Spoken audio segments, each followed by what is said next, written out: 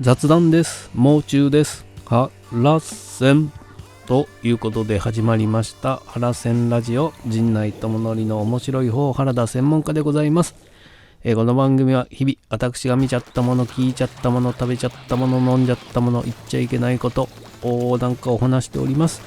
ぜひチャンネル登録と高評価よろしくお願いしますということで、昨日は何をしてたかと言いますと、作業をして夕方ですね、田中秀幸さんの個展の作品集のサイン会があるっていうので、渋谷まで行っておりまして、いや作品集がね、ミルクちゃんがね、基本的に多いというか主体なんですが、いやすごいですよ。あれは B4 番ぐらいあるのかな、大きなやつでね。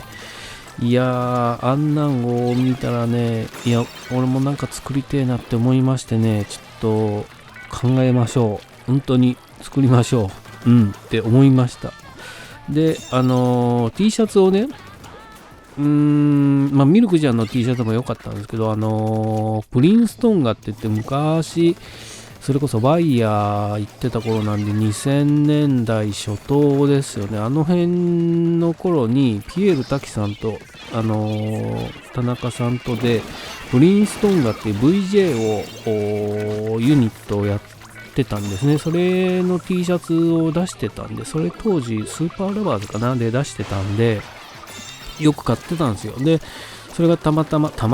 とはないですけど、キノコのね、マリオのキノコみたいな柄でそれを着て、で渋谷のパルコだったんで、ちょうど任天堂ショップがあるじゃないですか、あの中にね。で任天堂ショップ時間早く着いたんで、時間潰してる時にこういろいろ見ながらね、ほとんどスプラトゥーンのグッズ売り場のとこでしかいませんでしたけども、こううろうろしてたら任天堂ショップの店員さんがやっぱそうキノコだからスーパーマリオのキノコだと思ったのか、すごい可愛い T シャツですねってすごい可愛い人がこう話しかけてきたんですよ。でそれでもうちょっと舞い上がっちゃって、これはたくさん買い物してやるぞっつってたくさん買い物したってわけでもないですけど、こういろいろ見ててね、ゼルダの鍵があったんですよ、キーホルダー。それめちゃくちゃ可愛くて、つい買ってしまいましたわ。だからあれは罠ですよ罠というか、そういう手法だった。後から気づけばね、こんなおじさんにそんな声かけるなんてしませんよ、普通考えたら。商売でなかったらね。だからまんまとやられちゃったなと思って、やられちゃったなってこともないですけどそうか、そういう手法だったんだなと思って冷静に考えてね、そんなことがありましたが、その田中秀幸さんのやつはサイン会は渋谷だったんですけど、個展は原宿で、今月29日までやっております。ぜひね、大きい絵もねいいんでね、本当にぜひ足を運んでみてはどうでしょうかといったところで、聞きましたです。今回は聞きました。先週ね、ゾーンにもう中が出るという話がありました。そういえば聞き逃してると。なんでラジコでね思い出して、そうだ聞かなくちゃと思ってラジコで聞いたんですけども、聞きました？いやまだ土曜日の夜中3時半でした。3時半でしたから30分29分間基本一人喋りというか、音楽かけない、 SE 使わないね、体から出る音は大丈夫だけど、基本的にもう一人で喋るという29分間のゾーンという番組が、これ毎週週替わりでいろんな方がね、以前は空論城さんの回が非常に面白かったっていう話もしましたけども、もう中回もこれもやばかったね、本当に。ね、一人でこういろいろ喋って、最近ありがたいことにこう忙しくさせていただいておりまして、でこう忙しくなるとどういうことになるのか分かりますか？せーの言って一人で喋ってるんですよ。忙しくなるとどういうことになるか分かりますか？せーの、実家の長野に帰れないとかねそういうことを言い出すんですよ。ちゃんとネタ食ってんなと思いながらね。で、長野に帰れなくなるっていうことはどういうことか分かりますよね。せーの、栗田食堂に行けなくなるって言って知らねえよっていう。長野に忙しくて、実家に帰る暇がなくなってね、その当時というか実家の近くの栗田食堂ではいろいろ食べてて懐かしい味があるんで、そこにも行けなくなっちゃったみたいな話を、そんな話し方をしててね、これはもういきなりもうつかみからつかまれてね、もう30分あっという間っていうぐらい面白いラジオでした。んでこう話してるとなんですか、もう中自身が物持ちがいいという話をしててね、電子レンジや冷蔵庫も20年ぐらい使ってるみたいな話から、そういうこうプライベートなね、どこでも語られていないというか、そんなこと語りませんからねいう話から、なんて言うんだろう、そういったプライベートなことを話しつつ、じゃあここでフラッシュ暗算をしましょうつって、急にフラッシュ暗算をしましょう言って数字を読み上げ出すんですよね。俺メモりましたんで同じことを言いますよ。10、フラッシュ暗算ですよ。フラッシュ暗算足し算してってくださいね。はい、10、3、21、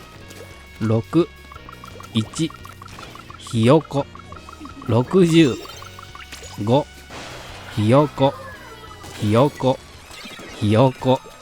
畳、10。さあ、合計いくつでしょうね途中でひよこと畳が入ったんで分からなくなっちゃったかな。答えは115とひよこが4、畳が2畳でしたで、畳ってしか言ってないのに畳は2畳だったっていうね。どういう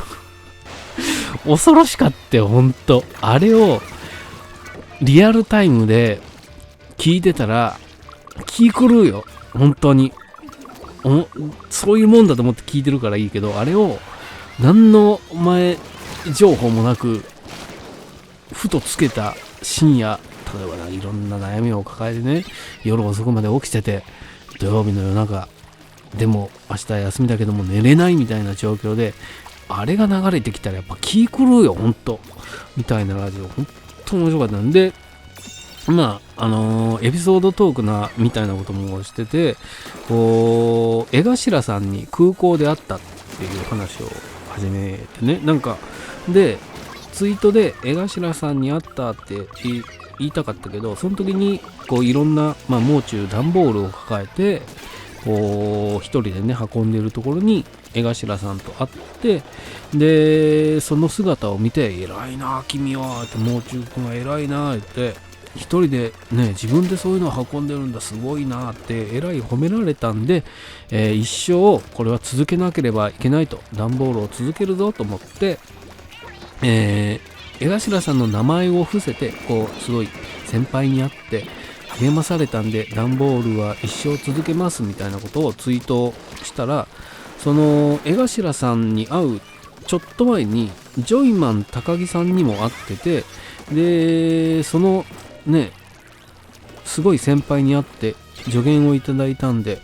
段ボールは一生続けますっていうのがジョイマン高木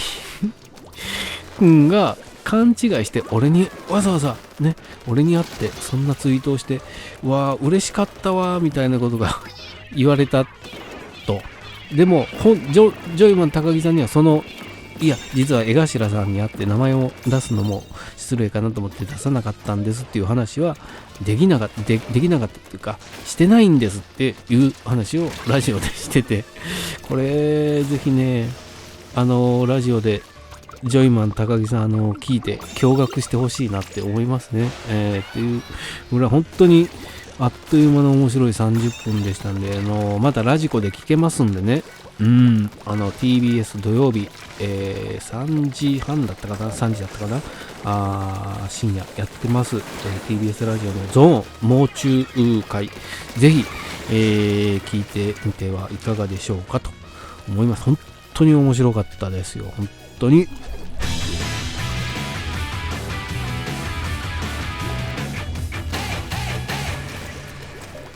コントダンボール、